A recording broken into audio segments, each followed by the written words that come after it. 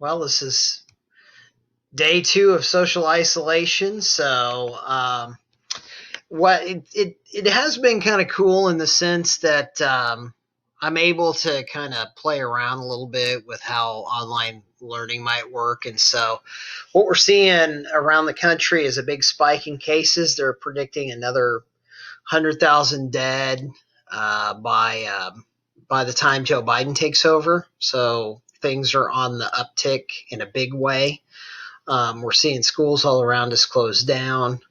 And then in my own case, I know that it's not as widespread in White County, but for example, down here in Tippecanoe County, we're hearing about friends who either have COVID or are getting contact traced. And that's exactly what happened to us. My daughter's boyfriend and his family got COVID. She was around him, and so she got contact traced, and then we had to test her and test the rest of the family. So really, we're just waiting to see back if she gets a positive or a negative. As soon as she gets cleared, she is exhibiting some symptoms, but it could be a cold. And so it seems like it's a cold to me. It doesn't really seem like it's COVID. And so I'm pretty positive that it's gonna come back negative on a COVID test, and then I should be back in school on Thursday. Now, if it is positive, I'm gonna be out for probably a couple of weeks, and I'm gonna be sitting right here, probably doing some more of these videos. I got some really, I guess what I'm liking about it in one sense is I'm getting live real time feedback from you.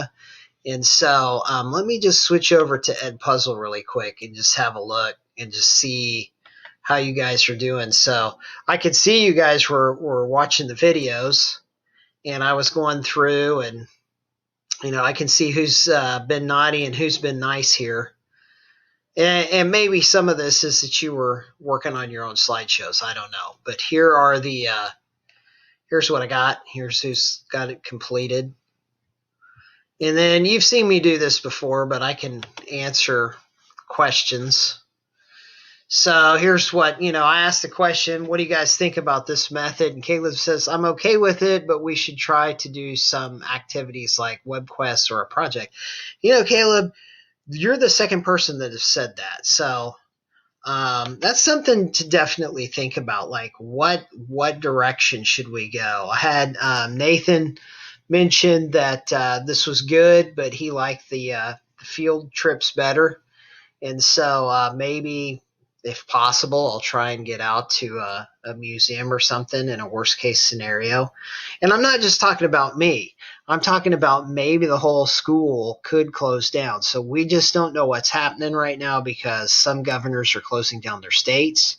Some governors are doing it county by county and city by city. And right now we're just doing it county by county, city by city, right? So if it does hit North White hard, or if as it starts to get into the community at North White, there's a chance we could shut down. And if that happens, we'll go online for a couple of weeks here. Or, maybe cases are so bad in Indiana that Governor Holcomb comes back out and says, hey, we're going to close down until after Christmas break. We just don't know yet. So we'll see how all that pans out. And it's just something that as a group we need to think about a little bit. So I'm going to just go back really quick and just kind of skim through your answers. For the most part, I got a lot of positive feedback about this. And so let me see if I can't.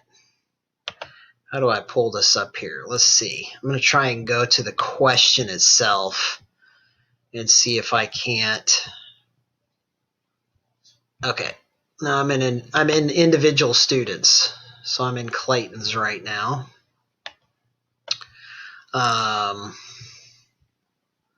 Let me get into, here's the questions. Sorry, I've got boomerism here. So, okay, here's the question. And then as I scroll down through it, most of you are giving me really positive feedback on that. A lot of yeses. Yeah, yep. I enjoyed it. Some of them, like, I can respond to these questions. I don't know if you've ever noticed that or not. I was doing a lot of responses the last time we had shut down, kids would say something to me or send me just a note through one of these questions, and then I would comment on it. I never knew if the kids actually saw the comments that I put down. I didn't do that too much on this one. Kylia, you just didn't really seem to care for it. She'd rather have a normal ed puzzle, but otherwise the comments I'm getting is, yeah, let's do this. The thing is, it takes me a good hour and a half to 2 hours to build one of these. So if I'm trying to build 3 classes worth of materials, that's 6 hours to work on building and editing videos. So it takes a long time. So really, I'll pose that question to you again. Maybe think about, I did get a couple of questions. I'll try to do a field trip. I like that idea. Try to, if you want to think about a project, I had a couple of you say, let's do some kind of online project. Give me some feedback on that. Tell me what you think. I'm not totally opposed to that. But anyway, I just wanted to kind of honor your feedback, and I like that I was able to see you guys give me some lifetime feedback. So here's my feedback to you, and think about what you want to do as we go forward. But anyway, let's get back to our slideshows. I wanted to pull up Caitlin's first. She got hers in. So let me go ahead and present that. I'm going to try and at least get through 4 more and maybe more. So this is more on the kind of religious movements in America and kind of the goofy, weird things that were happening in the 1800s. Notice the, look at this. What is this? Men serving the queen heads on a platter? I don't know. At first I thought this was like a spiritual seance. Oh, dishing the wigs. I'm not entirely sure what that means yet. We'll have to look at it here in a minute, but I thought maybe it was seancing because holding seances became really popular in the late 1800s, and there's a period of time that we'll talk about right after the Revolutionary or right after the Civil War where you had famous people like the Winchesters who invented the Winchester gun. And the Winchesters, Mrs. Winchester, everybody in the family died but Mrs. Winchester. So she built this elaborate mansion and held these elaborate seances where she tried to get spiritual mediums to call the dead. And these spiritual mediums would give her like stories from her dead husband or her dead daughter. And she started building this mansion out based on what these predictions were from the spiritual medium. So that mansion still exists, and it was just kind of a crazy time in terms of the spiritual movements in the country. So we talked about the Mormons and who the leaders of the Second Great Awakening, Dorothea Dix, and prison reformers. Here again, it's a nice photo, probably from the mid 1800s. Again, photography starts to get really popular in the 1840s. So we start to see a lot of actual print photography at this time. Okay, what the leaders of the Second Great Awakening told those who followed them that they all had a sacred duty to perform on earth. Some of them set out to reform aspects of society. Some of them were not motivated by religion and were motivated by the suffering they saw. Dorothea Dix was a religious believer who went into action. Dix spent time in many poorhouses around Massachusetts explaining the horrors she encountered in them. Dix campaigned across the nation. Her campaign led to the creation of the modern mental hospital. So, I will say this. We didn't know how to handle mental patients back in the 1800s. And if you've ever watched any of these horror movies about getting sent to the psych ward, it's coming out of the 1800s. And so what was happening is, you'd have let's say you had a schizophrenic patient going into this mental hospital. They just simply didn't know how to handle them. So they either put them on really heavy drugs, or they locked them in these little chambers, or experimented on them. And there's just a lot of like really horrible stories about people being locked away in these mental institutions. And I think Dorothea Dix was the first one to really kind of call that out. So in 1841, Dorothea Dix began teaching Sunday school in prisons. In 1843, Dorothea Dix advocated for the change and help for the mentally ill. So there you go. She was the first one to say, hey, you know, it's not, I mean, people are being checked into a mental hospital for help. It's not nice to run experiments on them, open their heads up and cut on their brains or whatever. So they were doing just like all kinds of horrible things. There are just so many terrible stories from the mental institutions of the 1800s. All right, where did this take place? Massachusetts, and there's I believe that's Massachusetts Bay. Hey, there's I think that's a mental hospital.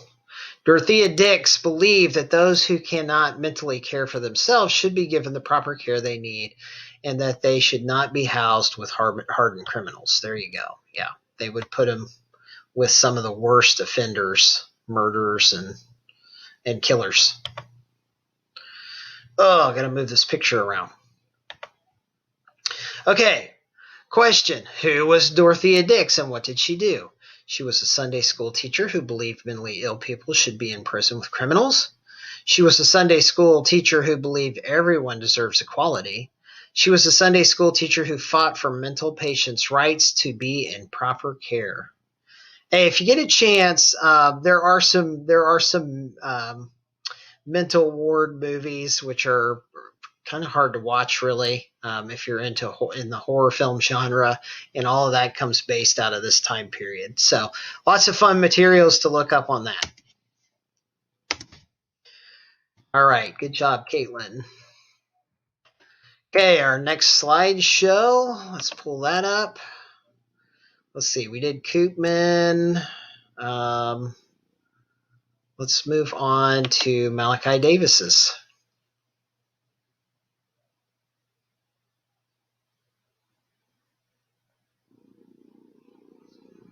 Oh, sorry, guys, it takes a minute to load.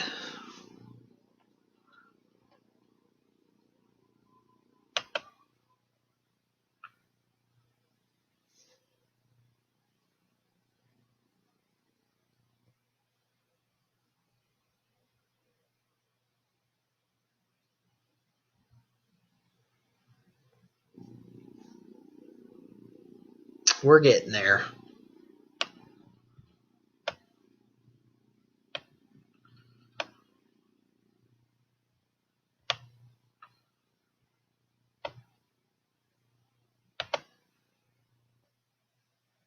Okay, so this would be just like if we were at school again. I mean, you know, it's going to take time for one kid to come off the stage, one kid to come up when you're presenting, and you know, you'll come up, and maybe I'll work the slideshow for you, or have somebody else work the slideshow, and then you'll go ahead and present this. So it'll take us a little bit of time to load each one when we get to it.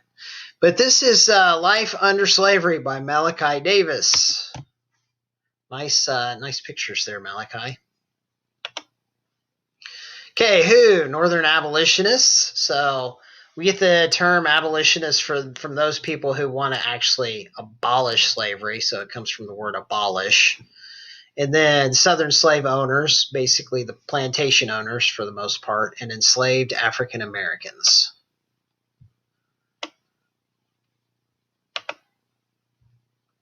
Okay, what? Now, what does this sign say, Malachi? A letter to Lord Grenville of the abolition of the slave trade by Britannicus in London. Yeah, you know, the Europeans were ahead of the Americans in terms of abolition. In fact, I think the British and the French both banned slavery early on. And it takes almost 100 years longer for the Americans to abolish slavery. And one of the big things is during the Revolutionary War, Britain offered African American slaves freedom if they fought for for the English. And so there were a lot of African Americans who fought in the British Army against the Americans. They actually actively put out signs saying, "Hey, come fight for the British. We'll give you your freedom." And so that was a big appeal for African Americans during the Revolutionary War.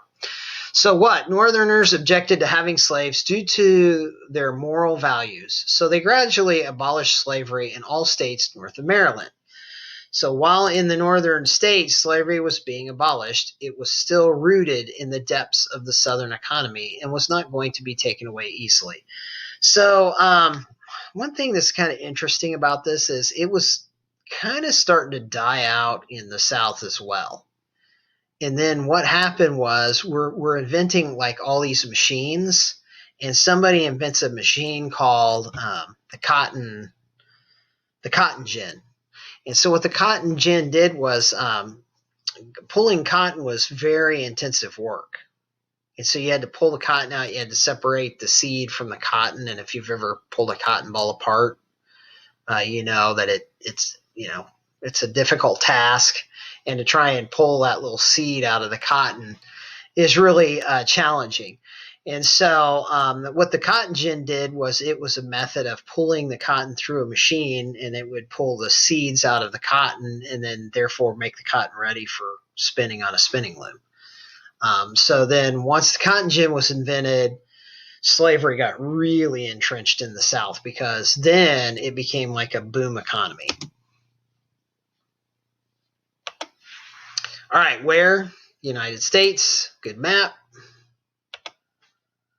This mainly occurred in the United States north of Maryland and southern United States, which are posted in the United States of America. Okay, when slavery was in the process of being abolished in the northern states, but still being heavily supported by the South in the early 1800s. And I don't know if it mentioned this in that chapter or not, but really it was because of the cotton gin that it's starting to kind of fade out a little bit. I'm not saying it's going away, but it's starting to fade out a little bit. And then when people realize how profitable it is to have slaves pick and then clean the cotton, then it becomes like very, very big business. So how? Slavery was only abolished in the northern states because so many of them objected to its existence. So all states north of Maryland passed a legislation so it could be banned in the participating states. The Southerners wanted to keep slavery going mainly because the growth of cotton farming was raising exponentially, and they needed people who they didn't have to pay to do all their work. These people mainly being African Americans, 33% of them being children. Okay, so like, again, here we got like multiple perspectives, right? On the one hand, you have these Northerners who are like doing the right thing. They're saying, hey, as Americans, this is morally and ethically wrong. And so, I want to emphasize to you that, when we study American history, yes, there's heroes. We shouldn't say like all white men are bad, because there were white men in the North that were trying to like work towards getting women equal rights and freeing slaves from bondage. However, the dark, seedy side, there's also the other perspective, and it's a reality that, probably the most expensive slaves to buy were children, and you wanted to get a young male child before the age of 12 because they were more trainable. They were easier to control and beat, and, there's a lot that goes into that. We talked, I think, at the beginning of the year about how black women had more children than black men. That was based on a DNA study. And the conclusion to that is that, black women are having 2 to 1 in terms of the number of children. Well, that's because half their children were white or partly white. And so, when you start to like peel back the layers on that, that gets to be pretty cringy. It's something that I think as a country we need to face, but we also have to look at it really from the many different perspectives. Like, okay, Abraham Lincoln, he was one of those guys. He was rated probably one of the best presidents in history because he held the country together and he freed the slaves. On the same token, if I go back in my family tree, especially on my grandmother's side, I mean, I know there were slave owners, and you got to have that conversation. Like, what did my Texas relatives, what were they doing in 1800? What was going on then? And so, those are just things that we need to shed light on, I think. Okay. Questions. So, who object to having slavery? The East, the South, the North, or the West? And then what percent? Oh, got double questions here. What percentage of the slaves were children? 33%, 25%, or 67%? Very good. Thank you, Malachi. All right, moving along here. Let's get to another one. So we did Koopman's. Let's go on to Isaiah's.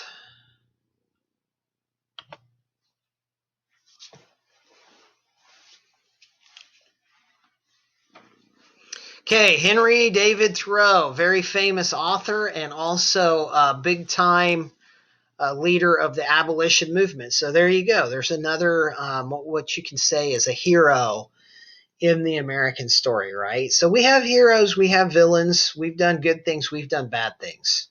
And I will say this, I think when people around the world look at America, one of the things that they always, I think I hear a lot of times them say is, okay, yeah, there's a certain, being America, there's a little bit of being hypocritical about we're always doing the right thing. But what they really remark on is, hey, at least you guys will look back at your past and you'll say, okay, we did these things wrong. Or maybe it wasn't right what we did to the Native Americans, right? And you can't do that in a lot of countries. In a lot of countries, it's forbidden to talk about that stuff, right? And so I think maybe what they're most impressed with, not only our democracy and the fact that, we have a lot of protected rights and freedoms as citizens, but also the fact that over time we've taken these steps to continually make things better and to reflect on our past and say, okay, yeah, that wasn't good, but we also had heroes in that story, right? So anyway, David Thoreau is one of those heroes.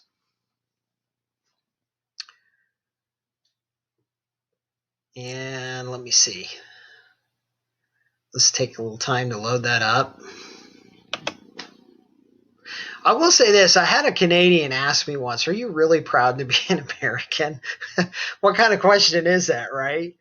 And so I kind of understood what he meant. I think what he meant was, you start to look at Native American genocide or what Americans did to the African Americans before the 1860s, and it's not a pretty picture. But my response to that is pretty similar to the response that I just gave you guys. Like, yeah, I'm proud to be an American. I was raised here. America made me who I am, and we self-reflect. We self-reflect and we try to improve things. We're not always perfect, but we always try to make life better, at least in my opinion. So, all right. Thoreau promotes civil disobedience. So Thoreau was a very famous author. And hey, there's this picture. Wow. Look at that beard. I love it. I think I could pull that look off. What if I just shaved it right under the chin there? I think I could do it. Well, he's got a big head of hair though. So Henry David Thoreau, he was a philosopher and a writer from Massachusetts and an abolitionist, right? So, I forget the name of his famous book. Maybe it's Walden Pond on Walden Pond. Maybe Isaiah will have that. But let's go ahead and look here. I'm getting a little too talkative, so I need to speed up. So what? Henry David Thoreau spent a night in jail for refusing to pay a tax. that he thought helped slavery. Yep. Henry, after Henry was released from jail, he wrote an essay called Civil Disobedience. Henry defined civil disobedience as the right to refuse to obey laws that they feel are unjust. Wow. Now that would be a good survey question for you guys. Should we follow every law? Are there unjust laws? Probably, the most recent, I think, would be a debate you could have is what about people who were thrown in jail back in the 80s and 90s for selling marijuana? Were they exercising civil disobedience? Were they trying to make a quick buck? Were they criminals? Now that we have states that have so many states that have made it legal, it puts a different kind of spin on that. So Henry influenced many leaders such as Mohandas Gandhi and Martin Luther King Jr. Oh, and here's a nice map. Okay, look, Texas. We're going to be talking about Texas here pretty soon and the war with Mexico. But this is where we're at, and we probably need to talk about Polk and taking all this territory out west as well. There's a president named James K. Polk that not many people mention. He's in the top 10 presidents of all time because of the amount of territory he brought into the country. Okay, where did it take place? Massachusetts. That's where Thoreau lived. Why? Henry thought it was wrong to pay taxes that supported slavery because he was against slavery. I mean, isn't that the same? Here's a better argument. Let's forget the was it right or wrong to throw these guys in jail for selling marijuana? Let's talk about abortion for a second. Should you pay? I think the biggest factor for stopping Obamacare was that how much money is going to go to women's health issues relating to abortion. And that was a big stumbling block for the Affordable Care Act. So, I mean, could we apply that question to this? And I think essentially the Affordable Care Act had to remove any support of women having abortion because people were like, I'm not going to spend my taxpayer dollars to fund a woman to abort their child. Okay. Now, I don't know where you stand on pro-life or pro-choice issues, right? That's a very personal thing for each and every one of you individually. But based on Thoreau's argument here is, should you pay for that? If you disagree with it, if let's say you're pro-life and you disagree with abortion of any kind, should you have to pay the taxes for that? And sorry. Okay, so question. Who wrote the essay about civil disobedience? Zachary Taylor, Miller Fillmore, Mohandas Gandhi, or Henry David Thoreau? All right, excellent. And I think we got time. Let me check and see. Do we have time? Yeah, we got time for one more. I'll try and speed it up a little bit. Okay, let's do Frank's.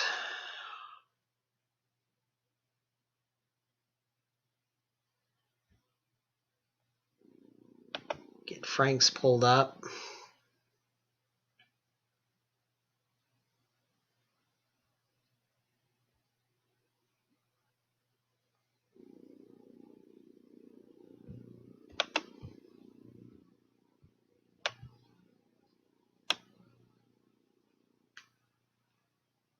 Sorry, it's loading.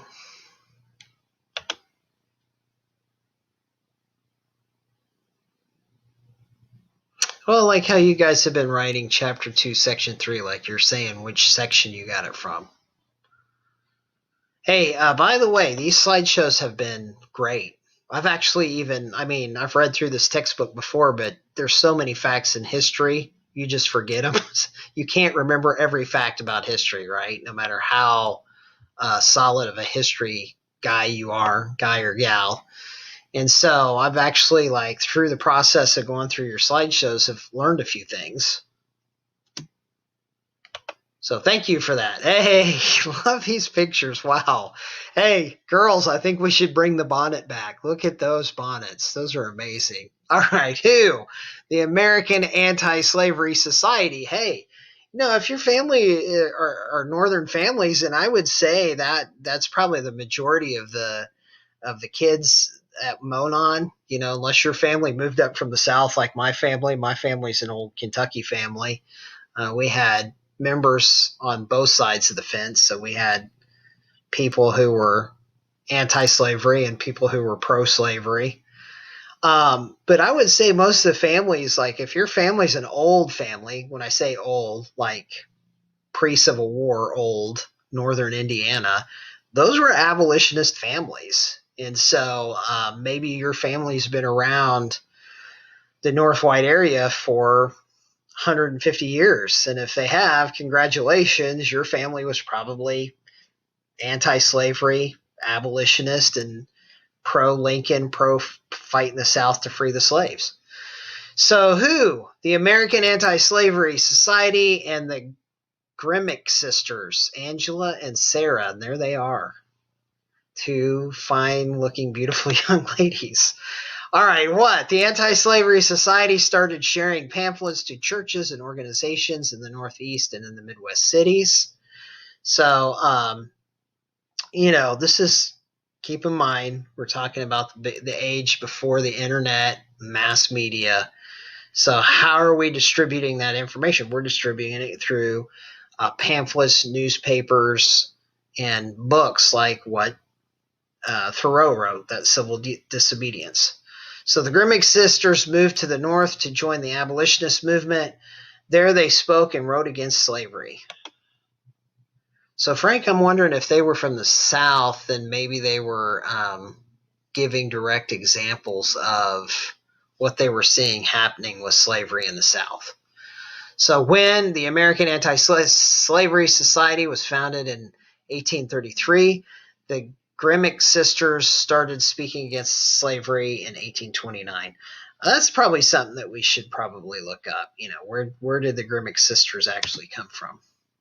All right, where? The American Anti-Slavery Society was based in the Northeast and the Midwest cities, and the Grimmick sisters moved to North. So wonder where they came up from. We'll have to look that up. Why? The American Anti-Slavery Society shared pamphlets because they thought that holding slaves was going against their religious idea most Americans embraced.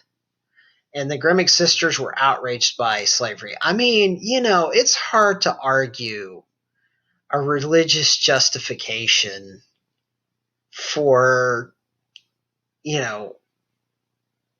having slaves. I mean, there's stuff written in the Bible about having slaves and how you should treat them in the Old Testament primarily. But, ethically and morally, when you have statements in the Bible like, turn the other cheek and treat your neighbor the way you'd like to be treated, I mean, you can't really justify whipping an African-American child into doing labor and not see some kind of ethical and moral dilemma there, right? So, it was pretty egregious. It's really kind of what would you consider a crime against humanity, right? Slavery is currently banned around the world, even though there is modern day forms of slavery. Okay, what organization was formed to share pamphlets to churches and organizations across the Northeast and the Midwest cities? The American Anti-Slavery Society, the KKK, or Women's Rights Society? All right, very good. Okay, excellent job today, guys, and I'm going to try and wrap it up here in the next minute. Just keep in mind, probably going to be out until Thursday at least, and so I'll continue to make these as long as I keep getting them. Those of you that don't have them done, and we're still kind of at 50-50 mark, it looked like there were about 15 of you done and 15 of you that weren't. Get those in. I know so far I've been just doing like 4 a day, but maybe I need to pick up the pace on those a little bit. And then When we finish all of these slides, one thing that you need to keep in mind is we should probably have a test on this. And where am I going to pull these questions from? Right here. So one thing that you might want to do is just go back in, and if you can move around the video a little bit, you can write some of the questions down and the answers and study for a test. I think on this one, since you're already like engaged in the process and you're answering the question, I don't know that this should be like an open notes type quiz. So maybe we'll just make this, since we're spending more time on it, more of a memorization, and maybe we should just make this the final exam. So we'll see. I gotta build you some kind of final exam, and these questions are pretty good. So keep that in mind. Give me a little bit more feedback. I'll post another question. Just tell me what you're thinking in terms of online learning, and then I'll build you another one for Wednesday. All right, guys, take care, and hopefully I'll see you sooner rather than later.